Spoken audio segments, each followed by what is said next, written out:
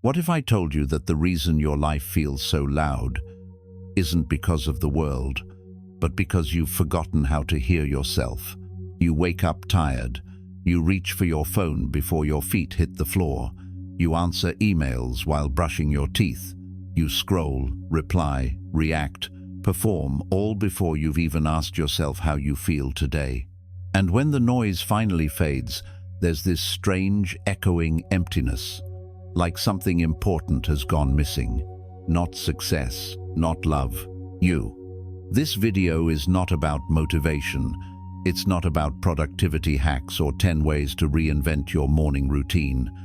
It's about something far more real and far more difficult: coming home to yourself. For the next few minutes, I'm inviting you to explore a blueprint, a 90-day path rooted in Stoic philosophy, but lived in the messiness of modern life. No need to be perfect. No need to transform overnight. Just one honest moment, repeated over time, until it becomes your way of being. You'll hear a story of someone who did it. You'll see what changes and what doesn't. And most importantly, you'll discover how to begin from exactly where you are.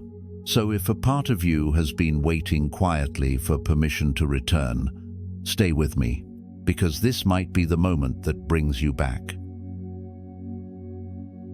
1. Stop living for others. Reclaim your mind. There comes a moment, and if you've lived long enough, you've felt it when everything in your life looks fine on the outside, but somehow you feel completely unknown to yourself. It's not a loud breakdown. It's not some crisis you can name. It's quieter than that, subtler. It's the strange ache of realizing you've built your entire identity around being seen, admired, accepted, and you have no idea who you are when no one's watching.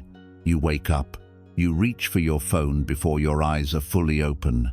You scroll through faces, through opinions, through other people's lives until yours becomes too quiet to hear.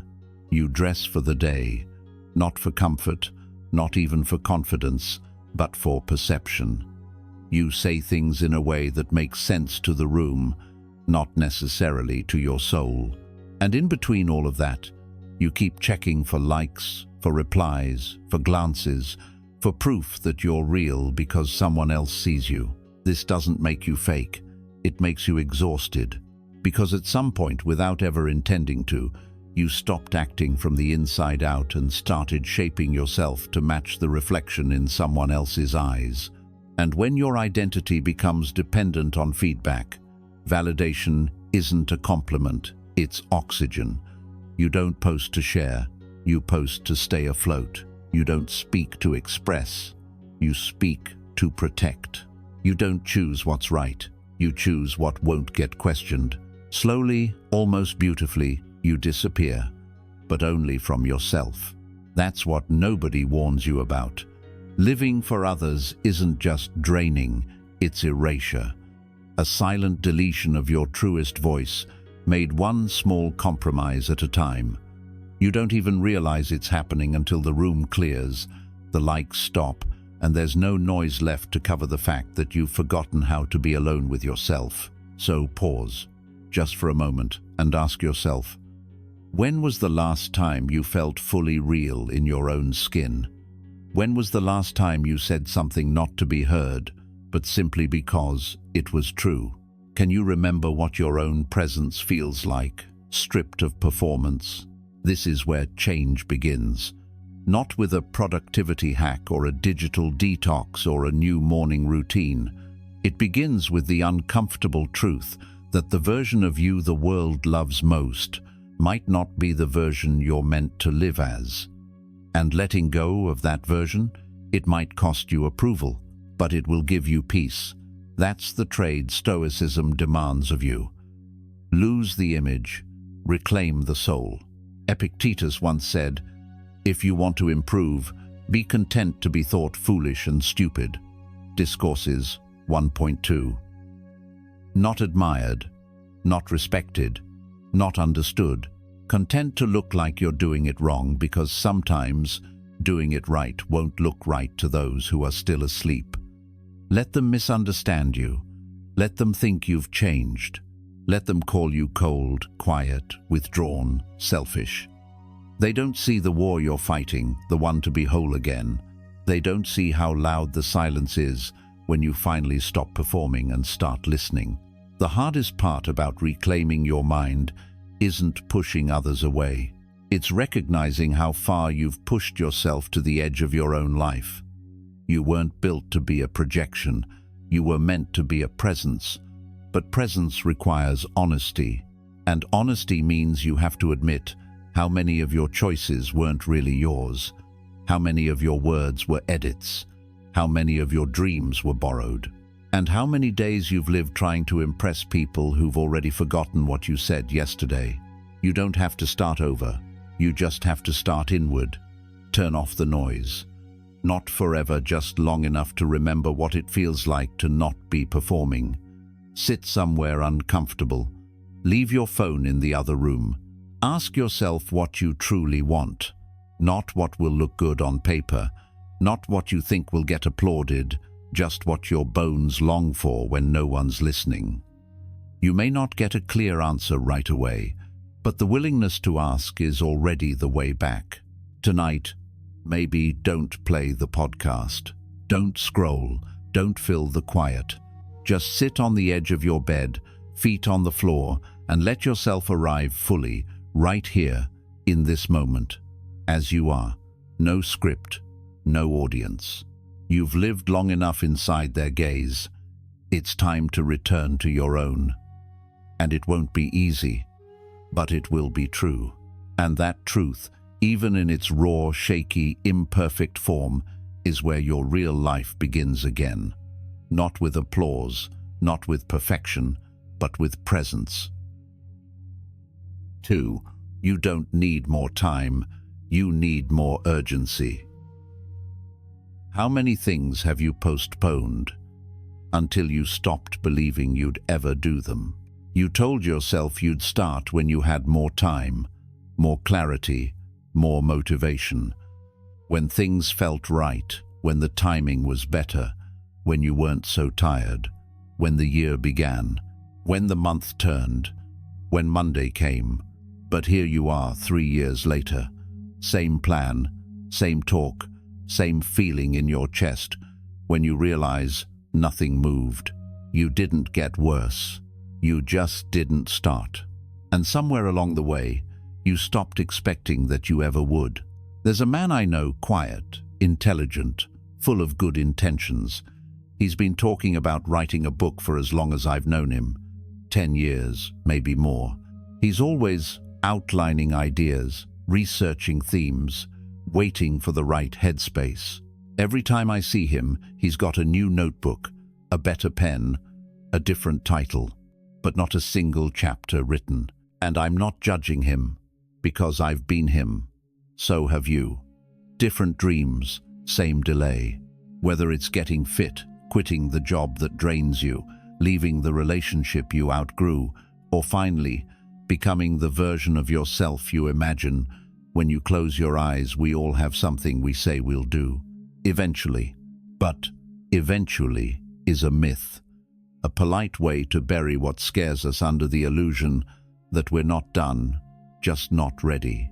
But the truth is, most of the time, we're not waiting for the right time. We're waiting for the fear to go away, for the doubt to disappear, for the perfect version of us to arrive and take over. And until then, we keep practicing in our minds, rehearsing life instead of living it. But the Stoics would ask, how much longer? Epictetus said in Discourses, how long are you going to wait before you demand the best for yourself? That quote isn't soft. It's not motivational. It's a confrontation. It puts the weight back on you, not your schedule, not your stress, not your circumstances, you. Because deep down, you already know what you want, and you know what it will take. But you keep waiting for someone or something to hand you permission. What if you stopped waiting? What if the best version of you never arrives, not polished, not perfect, but shows up rough, bruised, and ready to try anyway? What if the time is never right? And that's the point. Because urgency isn't panic, it isn't rushing, it's clarity. It's knowing that the clock doesn't owe you anything, and if you want a different life, you start now. Not when it's easy, not when you feel like it, but now, precisely because it's hard. That's what makes it count. So here's something small, but not easy. Write down one thing, just one that you've delayed too long. The thing you keep circling but never confronting. The truth you've known but couldn't look straight in the eye. And before midnight tonight, take one step toward it. Doesn't have to be perfect. Doesn't even have to be impressive. Just real. Just yours. Make the call. Cancel the subscription. Take the cold shower. Send the application. Delete the app. Walk out the door. Whatever it is, start the fire. Because action burns fear. And even the smallest motion in the direction of who you want to be is already a form of becoming. Time doesn't wait, but the future will always reward those who dare to begin. And you're not late. You're right on time if you move now. So, which path will you choose? 3. Don't just act. Plan like a warrior. Most people aren't lost because they don't work hard enough. They're lost because they never stopped long enough to ask where they're going. They confuse action with direction, movement with progress, pressure with purpose. So they run fast, relentlessly, even admirably, but in circles. Their calendar is full, their mind is busy, and yet deep down, something feels aimless, off, empty. Because they're always doing, but rarely deciding. Always acting, but never aligning. David was like that. Each week, he'd start strong. A new notebook, a new system, color-coded goals and daily rituals stacked from 6 a.m. to midnight. He was determined, enthusiastic, and exhausted by Thursday. By Friday, everything collapsed again. He blamed his discipline, his willpower, his personality. But the truth was simpler, quieter, and far more uncomfortable. He never stopped to ask who he was actually trying to become, and because he didn't know, he tried to become everything, which, of course, meant nothing held. We live in a culture that glorifies action. Hustle, grind, just start. But Stoicism doesn't begin with action. It begins with clarity. It asks a deeper question, one most men avoid, because it's harder than any habit, more confronting than any failure. What kind of man do you want to be? Not what you want to do, not what you want to have, but who at your most honest you want to become. There's a passage in Epictetus's Discourses tucked quietly into a chapter that doesn't scream for attention. It says, "First say to yourself what you would be, and then do what you have to do." No noise, no performance. Just a simple but brutal order of operations. Identity first, action second, not the other way around. But most of us live backwards. We act without a center. We collect to-do lists like trophies, hoping that by doing enough, we'll stumble into meaning. And when it doesn't come, we blame the schedule, the system, the season. Rarely do we look inward and ask if the actions we're taking actually belong to the life we want or to a life we think we're supposed to chase. So slow down. Before you set more goals, before you add more pressure, before you convince yourself you need a new routine, ask something better. When you close your eyes at night and imagine the man you respect most, what is it about him that holds your attention? Is it how much he earns, how he dresses, how efficient his morning routine is? Or is it something quieter, the way he listens, the calm in his decisions, the way he moves without rushing and speaks without needing to prove anything? Start there, not with the noise, but with the center. Write one sentence. I want to become a man who, and finish it truthfully. Not to impress, not to inspire, just to say something honest. Then close the book. And instead of writing 10 goals, choose 2 actions that this version of you would do not in theory but today.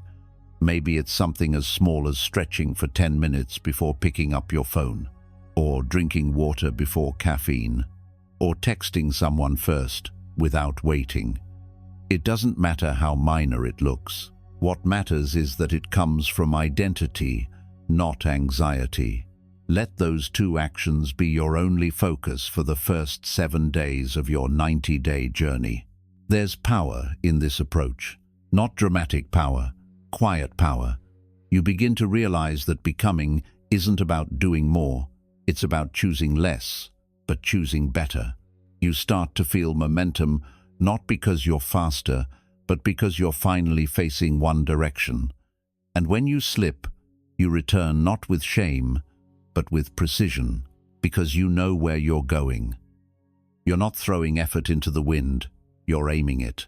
Most men don't need more motivation. They need a map and the courage to stop pretending they're lost because life is hard, when in fact, they've just been moving without a compass. They haven't failed. They just haven't asked. Effort without direction isn't strength. It's noise. It wears you down, makes you reactive, scatters your attention across 1,000 things that don't matter, and leaves you wondering why your soul feels so far behind your schedule. But once you've found direction, once you've said clearly to yourself who you want to be, the noise begins to fade. And the silence that returns is not emptiness, it's focus, it's presence. It's the beginning of alignment. And alignment always makes something else inevitable. The need to let go, because once you're sure where you're going, you'll start to feel everything that no longer fits, and you'll know it's time to put it down. 4. Becoming starts with letting go. If you're truly committing to change your life in 90 days, this part matters more than any habit you'll build or goal you'll chase. Because no real change sticks not for long unless you first let go of who you're no longer meant to be. We often think transformation is about adding more structure, more discipline, more action. But the real beginning, it's subtraction. Quiet, invisible, necessary. And it often starts with one simple realization. Maybe I'm not stuck. Maybe I'm just holding on to things I should have released long ago. There's a strange kind of comfort in the familiar, even when it hurts us, even when it's outdated. We keep certain habits, not because they help, but because they explain who we've been. We stay attached to identities that no longer reflect who we want to become, simply because they've been with us long enough to feel like home. But you cannot step into a new self if you're dragging the old one behind you. The road forward asks for lightness, and lightness requires letting go. Luke didn't consider himself unwell. He was functioning, responsible, social, drinking a few nights a week, nothing wild. But over time, he noticed how those evenings bled into slower mornings. His creativity, once sharp and playful, turned sluggish. The camera gathered dust, the spark dulled. Then one day, he tried something small. He said no to a drink. Just once. Then again. A week passed. Then 2. Slowly, his mornings returned. His work deepened. What he thought was burnout turned out to be heaviness he never questioned until he stopped carrying it. Clara's version was quieter. No drinking, just routine. She worked hard, gave all she had, and came home tired, collapsing into another night of scrolling through shows that didn't inspire her, didn't challenge her, just numbed the fatigue. Until one night, she paused, turned the screen off, lit a candle, sat a day with the discomfort of silence. That week, she picked up a pen again, not because she had to, but because something dormant in her stirred awake. Her creativity hadn't died. It had just been buried under habits that felt safe but led nowhere. A man is not weighed down by the burden of the future, but by the memory of the past and his unwillingness to let it go. Seneca. And that's where most people trip on their 90-day journey, not because they're lazy, not because they lack a plan, but because they never stopped to shed the weight they've been dragging behind them, beliefs, routines, reflexes, all born from a version of themselves they no longer wish to live from. So, before you ask, what should I do next? Ask this instead. What do I need to stop doing, stop believing, stop protecting to make space for something real? You don't need to let go of everything. Just one thing, the thing you already know, that reflex you excuse, that habit you defend, that comfort that costs you your clarity. Write it down. One line. No performance, just honesty. Then for the next 7 days, step away from it. Don't replace it. Don't rush to fill the silence. Just give yourself space to listen to what returns when the noise fades. This is the inner work that allows outer change to happen. This is why letting go is not a side note in your journey, it's the foundation. Because if you're still dragging yesterday, tomorrow will never feel light enough to lift. And no, it won't always feel good. Letting go rarely does. It feels like loss, like confusion, like something is missing. But maybe what's missing is just weight you've finally stopped carrying. The lighter you become, the more you'll move. Not in haste, but in alignment. And when the path gets bumpy, and it will, what keeps you going won't be motivation. It won't be perfection. It will be presence. And presence begins when you're no longer holding what's already past. 5. You don't have to be perfect, just be consistent. I messed up yesterday, so what? I showed up today. It's not a quote you'll find in a book, but it might be one of the most powerful mantras you'll ever need, especially here, in the middle of your 90-day journey. Because if there's one virtue that quietly separates those who change from those who give up, it's not motivation, not talent. It's this: consistency. We glorify perfection, we crave it, but it's consistency, quiet, unsexy, daily action that rewires a life. And yet, it's also the part most people abandon. The first few weeks feel alive. You see change. You feel strong. But then, as always, something slips. A skipped workout, a bad meal, a missed day of journaling, and suddenly shame creeps in. That old voice, you broke the streak, might as well stop. That's what happened to Mark. He was on day 34. For over a month, he had done everything right, waking up early, eating clean, writing, staying focused. But one stressful afternoon, with no time to cook, he pulled into a fast food drive-through. Burgers, fries, soda. That night, he looked at the empty bag on his passenger seat and felt it like a failure, as if that one decision made the entire month worthless. Next day, he skipped his workout. The day after, he slept in. Within a week, the rhythm was gone. But what really ended Mark's momentum wasn't fast food. It was his belief that progress must be perfect, or it doesn't count. That's not just false. It's fatal. The Stoics would never ask for flawlessness. They knew better. They didn't preach. They practiced. They didn't aim to appear wise. They aimed to live wisely. In the words of Epictetus, don't explain your philosophy. Embody it. Don't try to impress others with what you say you value. Show it especially in how you respond when things don't go as planned. True discipline isn't about never missing. It's about never quitting because you missed. And that's why consistency is so hard. Because it asks you to return again and again, without applause, without perfection, without proof that it's working yet. But hear this clearly. If you keep returning, you are succeeding. Even if you stumble, even if you're tired, even if today is just 60%, because change isn't built in streaks, it's built in returns. So maybe you slipped yesterday, maybe you fell off for a week, maybe you haven't started at all.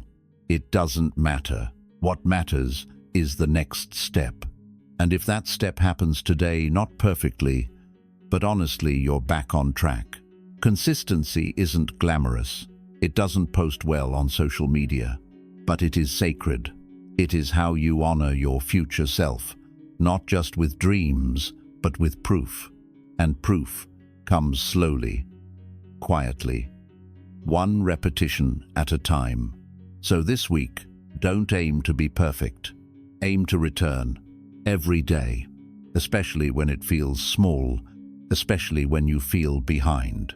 Because being consistent is harder than being intense. It doesn't look impressive, but it builds the kind of strength that doesn't break when life does.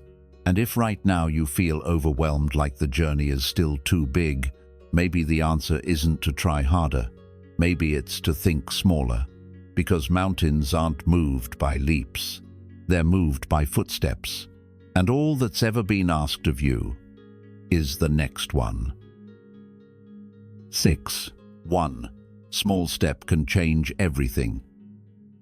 How long have you been waiting for clarity when all you really needed was movement?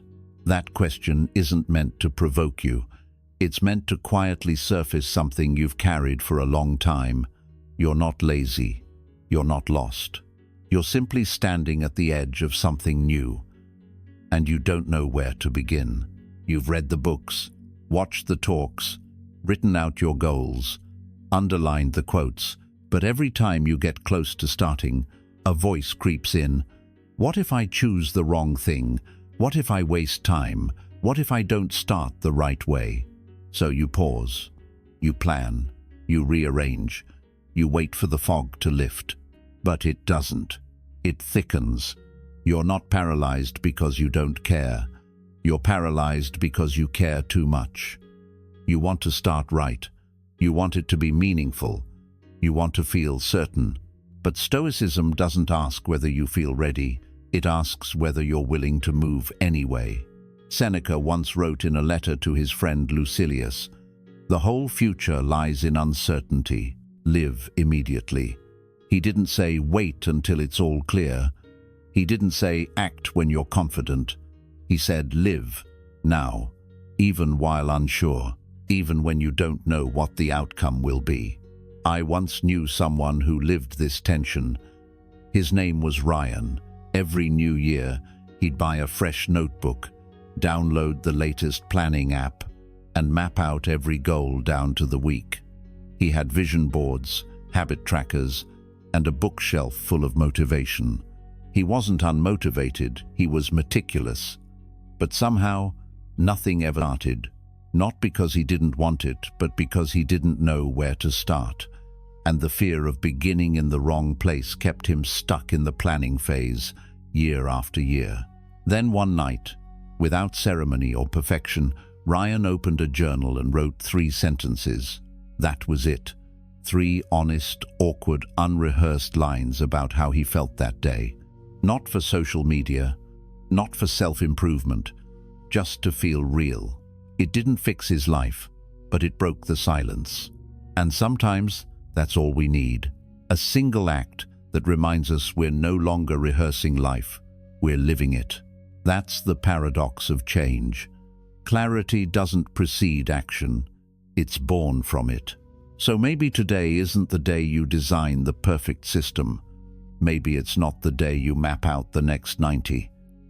Maybe today is the day you simply act.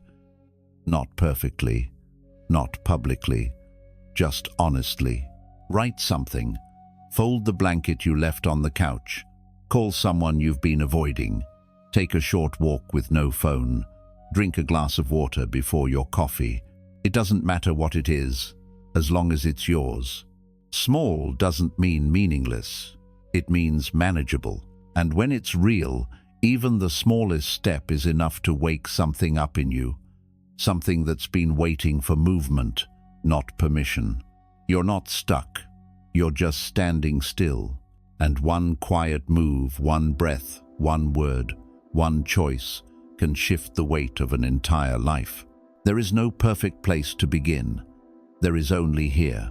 There is no ideal version of you that will suddenly arrive to get things right. There's only the you that is tired, unsure, and still willing. And that is enough. Take one small step. Let it be awkward. Let it be invisible. Let it be real. And let that be how your new life begins. 7. Brittany Polat's story. Have you ever heard of Brittany Polat? She's a modern Stoic scholar, co-author of Journal Like a Stoic and a PhD in linguistics and psychology.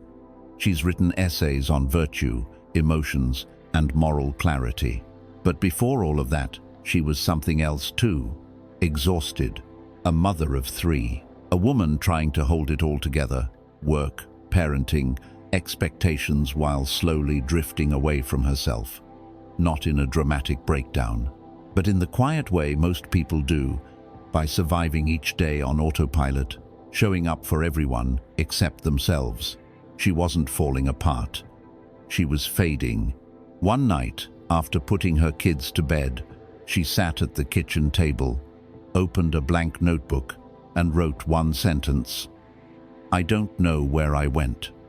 That was day 1.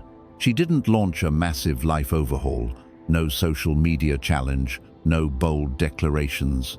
Just a quiet decision to write every morning for 90 days, like a stoic, not to fix herself, not to perform, but to return. So she did. Through the noise, the fatigue, the endless interruptions, she wrote. Some days just a few lines, some days a flood. Some mornings she wrote with a baby on her lap. Other days she only had 2 minutes. But the pages stacked and something shifted. She stopped snapping at her kids. She started recognizing her triggers and choosing how to respond. Her anxiety softened. Her mornings gained clarity. She began to feel grounded again, not in control of the world, but in control of herself. By day 90, she hadn't become someone new. She had simply come home to the person she had always been beneath the noise. Brittany didn't change the world, but she changed how she stood in it. And that changed everything. So, if you've been waiting for motivation, for a better season, for a perfect plan, maybe you don't need any of that. Maybe you just need what she had: a notebook, a key promise, and one honest moment with yourself. 8. Begin quietly, but begin fully. If you're ready, here's the map. Not to chase perfection, not to impress anyone, but to return to the quiet strength already inside you. This isn't a challenge. It's a commitment, a way back to yourself, one deliberate day at a time. You don't need to do everything. You just need to begin and keep beginning again and again until it becomes who you are. The first 30 days are about clearing space, not just in your schedule, but in your mind. This is where you stop running on autopilot. You wake up 10 minutes earlier. You sit without your phone. You write 3 lines in a journal before the world gets loud. It doesn't have to be profound. It just has to be yours. One small ritual done daily to remind yourself, I am here. Then comes the next 30 days where you rebuild. You choose 1 or 2 simple actions aligned with who you want to become. Nothing dramatic. You might take a short walk after lunch instead of scrolling. You might pause before answering that email you normally rush through. You might speak one truth each day instead of editing yourself to please the room. These aren't habits to track, they're expressions of identity, repeated not to achieve something, but to become someone. And finally, the last 30 days are about holding steady. Life won't get quieter, but you will. You begin to notice your reactions, the way frustration rises, the way you rush to defend yourself, the way old patterns whisper. And instead of being pulled into the storm, you stay, you breathe, you choose. You're no longer reacting, you're responding. That's the heart of Stoicism. Not coldness, not detachment, but clarity. Throughout these 90 days, there will be days you miss, days you forget, days you feel like it's not working. That's fine, because this isn't about perfection, it's about return. The practice is not in never slipping, it's in noticing that you've slipped and gently, quietly, coming back. You don't need to change your life in 90 days. You just need to live one honest moment at a time for 90 days in a row, and by the end, you won't be transformed into someone else. You'll simply become more of who you truly are. Clear, steady, real. So begin quietly, but begin fully. So here we are, 90 days, one blueprint, and the quiet power of choosing to live, not on impulse, but with intention. That's the gift of Stoicism. It doesn't promise an easier life. It offers you a stronger mind. It doesn't remove the chaos. It teaches you how to stand still inside it. If this video gave you something, even just a pause, a breath, a reminder that you're still here, don't keep it to yourself. Like it, share it. And if you haven't yet, subscribe. Not for numbers, but for the kind of presence we're building together, one honest video at a time. We'd love to hear your story too. Have you started your 90-day journey? What was your day one like? What did you let go of? And what returned in its place? Let us know in the comments. Not to impress, but to connect. Because the journey of becoming isn't meant to be walked alone. And if you're still hesitating, still standing at the edge, wondering if this is for you, remember this. You don't need the perfect mood or the right moment.